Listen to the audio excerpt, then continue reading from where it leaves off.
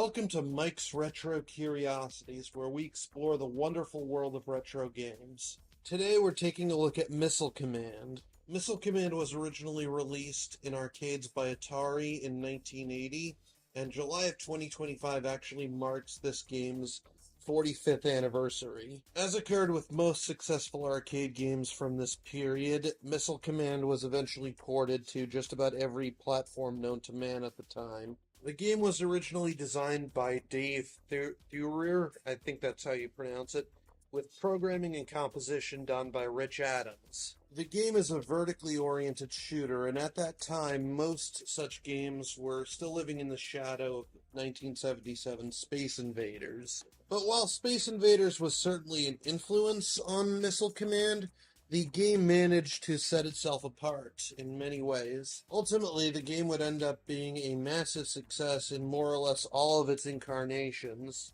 and it would prove to be a landmark title for both the shoot-'em-up genre as well as for games as an art form. The game taps into Cold War fears from the time. The premise is that a nuclear war has broken out, and the player is tasked with defending 6 cities from a never-ending barrage of nuclear missiles, utilizing anti-missile countermeasures. In the arcade version, players control a targeting reticule using a trackball, while firing off countermeasures from 3 bases using 3 buttons on the control panel. The trackball controls actually enhance this game quite a bit, as they allow for some very smooth but very accurate aiming. When an anti-missile rocket is fired, it creates an explosion, and by catching an oncoming missile within that explosion, it gets destroyed. Each of your bases only has a limited number of rockets, so you can't afford to spam them indiscriminately. The game is ended if all the player's cities and bases get destroyed. At the end of each round, the player is granted bonus points based on the number of cities that are still left standing and how many rockets remain. The fewer cities that are left standing, the easier they tend to be to defend, but of course that means that you'll receive fewer points. The game starts off fairly simple, but in later rounds it adds in more missiles, more erratic patterns, and threats such as missiles that split into smaller missiles, bombers, and satellites. The game's difficulty ramps up really quickly, and before long it becomes kind of a frenzied dance to try and defend as much as possible. I found the game somewhat difficult to get to grips with at first, as it really doesn't play like most traditional shooters. But once you do get the hang of it, it's plain to see that this is a very well-designed shooter. As with all of the great games of this era, Missile Command is simple but highly addictive, with a very high skill ceiling. One aspect of Missile Command that should definitely be appreciated is its visual style. It's minimalistic, to be sure, but also very striking. The cities silhouetted against a stark black background, the streaking lines of incoming missiles, and all of this contrasted against the bright flashes of explosions. It really doesn't look quite like anything else out there.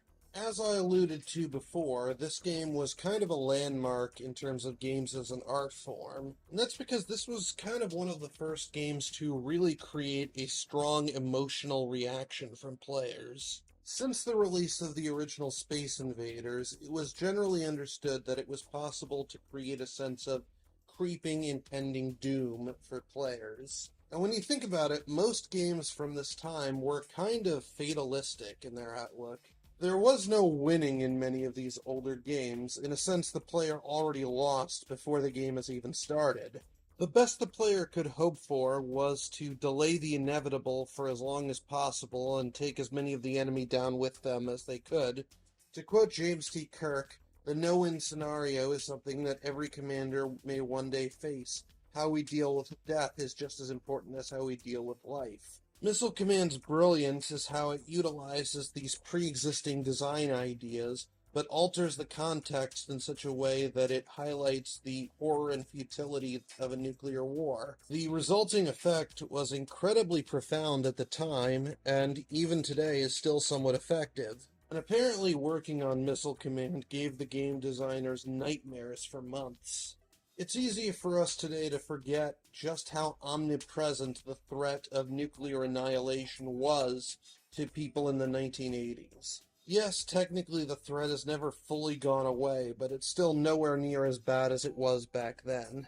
Overall, I think that this is a great game and a true classic from the golden age of arcades. Missile Command would inspire a number of clones and ripoffs, especially on home computers at the time. It would also end up being fairly influential to shoot 'em ups overall. Probably the most obvious design element that a number of games would end up borrowing was the whole defending structures or items at the bottom of the screen from oncoming enemy attacks. This can be seen in games like Atlantis and Donkey Kong 3. As far as different versions of this game are concerned, I happen to have a few here. One commonality you'll find in most of the home versions of Missile Command is that they reduce the number of missile bases from 3 down to only 1.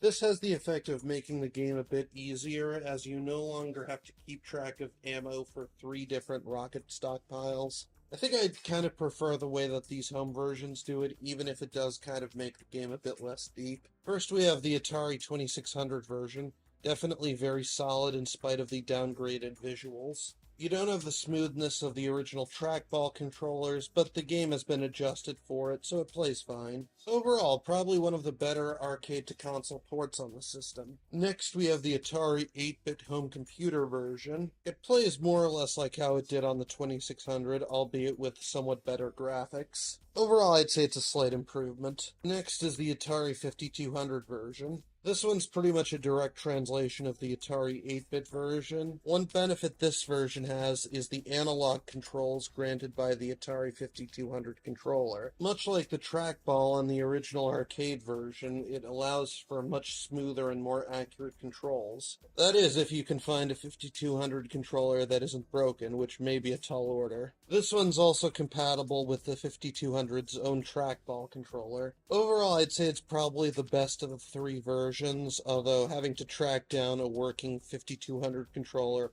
will likely make it a deal breaker for many. And lastly, I have the Atari 50th Anniversary Collection. This is the Switch version, though it's also available on Xbox and PlayStation. It contains the arcade and Atari 2600 versions, as well as a bunch of behind-the-scenes content. The Atari 50th Collection is probably the easiest way for most players today to play Missile Command, and I definitely recommend it.